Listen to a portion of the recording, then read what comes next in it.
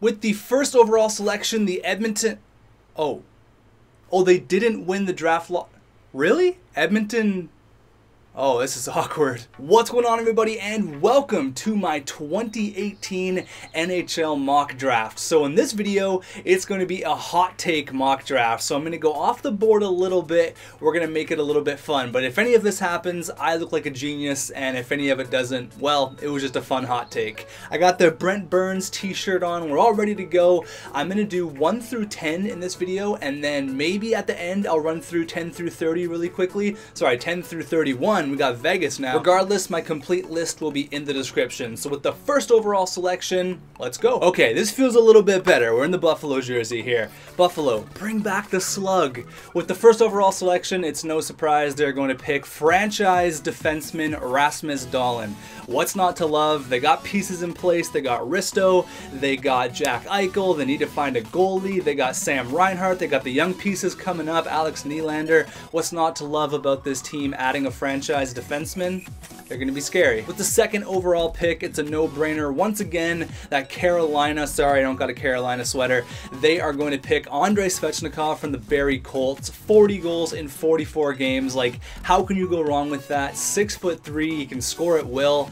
Any other draft, he's a #1 selection. He's the best forward in this draft for a reason. Picking Andrei Svechnikov is a pretty good consolation prize for losing out on Rasmus Dahlin. At number 3, we got the Montreal Canadiens, and I don't have a Canadiens sweater, but Thomas Vanek used to play for the Canadiens, so does that count? This is a very important pick. It's a pick where whoever they pick at number 3 is going to determine the rest of the picks all the way to like 11 or 12. So at number 3, I have the Montreal Canadiens going off the board a little bit and selecting Kasperi Kokoniemi. He's a big centerman from Finland. I think that's exactly what they need. They're going to go off the board. I think they're going to pick Kasperi Kokoniemi. As a 17-year-old playing against men in the Liga, put up pretty good numbers. They're respectable at the least. So I think going after a big Finnish centerman is exactly what Montreal needs. They're going to pick Kokoniemi at number 3. Wearing a jersey backwards is just stupid. With the 4th overall selection in the 2018 draft, I got the Danny Heatley jersey and the Ottawa Senators selecting consensus number 3 pick pretty much throughout the entire year, Filip Zadina. He put up 82 points in under 60 games in the QMJHL. He's a big power forward, something that Ottawa desperately needs. Ottawa needs a lot of things right now because it's, well, Ottawa.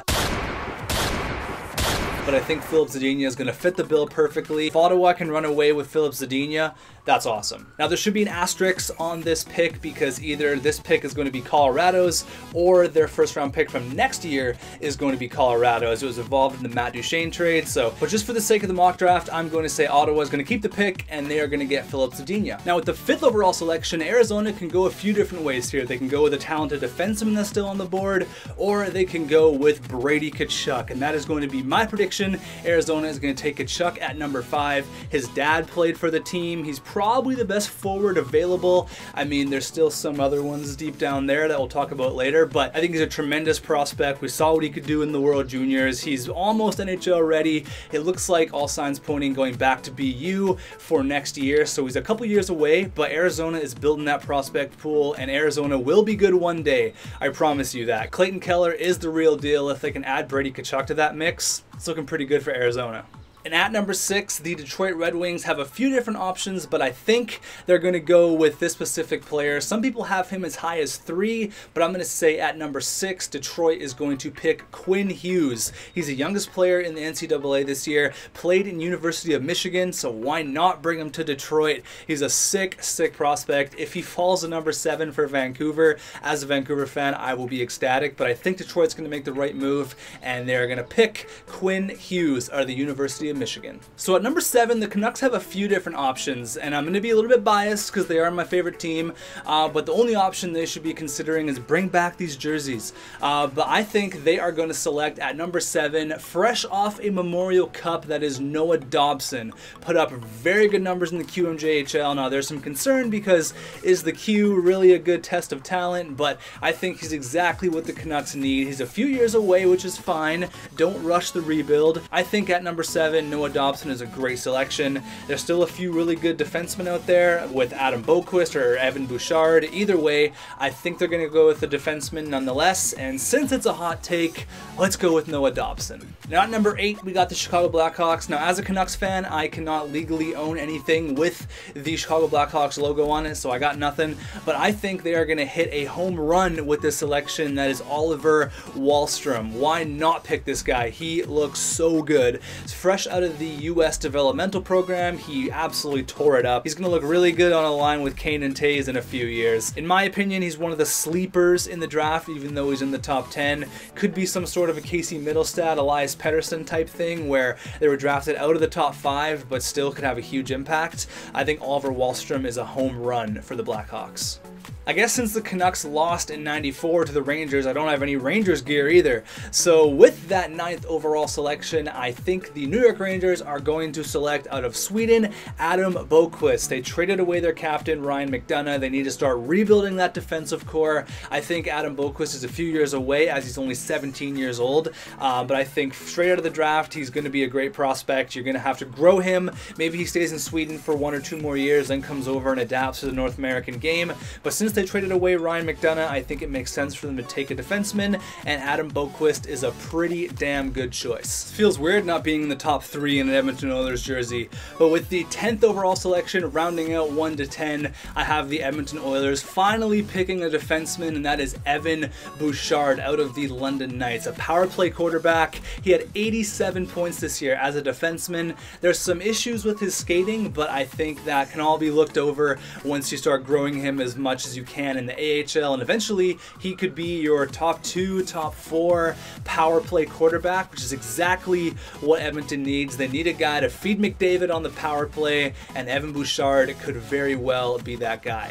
Although I do have a feeling, maybe a little bit of a hot take, that Edmonton is going to trade this pick. So that concludes my 1 to 10 list. Let's go over 10 to 31 really quickly. I just wanted to show off his Philadelphia Flyers jersey, Danny Briere, because this is another one of my hot takes. Ever since I saw this guy, I think he's going to be the one to end up in a Flyers uniform, whether it's from their first round pick or their second first round pick, and that is Sharon Noel out of the Ontario Hockey League. 6'5", he's the perfect Flyer. I've been saying it since day one. Noel is going to be a Philadelphia Flyer. It's my hot take. So let's run through 11 through 31 really quickly. I'm not going to talk about all of them. I'll just talk about the ones that kind of stick out to me. So back-to-back picks, 11 and 12, all thanks to the Calgary Flames and Travis Hamonic. I think the New York Islanders have to pick Joel Farabee and Ty Smith. Joel Farabee is looking to be a dark horse in this draft. I've seen some mock drafts have him as high as 6 or 7, so if they can snag him up at 11, that'd be awesome, and get Ty Smith, that's pretty awesome for them.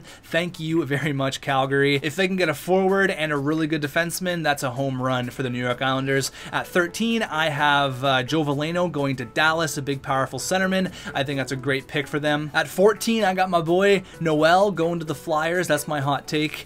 Florida at 15, taking Nick Merkley. Now this guy's got a lot of, I wouldn't say controversy, but a lot of red flags surrounding him. Apparently he's a defenseman who doesn't like to play defense, so we'll see how that works out in Florida. Going alongside Aaron Ekblad, I think is really going to help him. Keith Yandel as well, so who knows, he could be the steal of the draft. I heard some people say he's got offensive skills like Carlson, but defensive skills, and they're pretty much not even there. Colorado going with McIsaac. We got the New Jersey Devils going with Bodie Wild, a great name. I have Columbus taking Kapari, I think is how you pronounce it. He's a Finn, obviously with the GM of the Columbus Blue Jackets being a Finn. I think it's going to work out there, him taking Kupari. Philadelphia's second pick, I think they're going to take Thomas. LA is going to go with McLeod. San Jose is going to go with Hayton. I've heard a lot about him as well. Now, pretty much all this, I've done a little bit of research, but it's more of just a hot take. So if you think, oh, that's a stupid pick, it's just a hot take. Don't go crazy on me in the comments. So from 22 to 31, I'm not going to go over everyone. A few notables, though. We got Ottawa selecting Kaut. He obviously played on a line with Philip Zadina in the World Juniors, a fellow fellow Czech Republic native. He's looking pretty good. Ottawa got that pick from Pittsburgh in exchange for the Derek Brassard trade. Another one here, Toronto picking up a big Swedish defenseman, Samuelsson. They picked up Timothy Liljegren last draft, who obviously is a very talented Swedish defenseman. Samuelsson's quite a bit bigger. He's 6'4", so I could really see Toronto stacking up on another Swedish defenseman. And then all the way down at 31, the Stanley Cup champion Washington Capitals. I have them selecting the best name in the entire draft, and that is Jet Wu.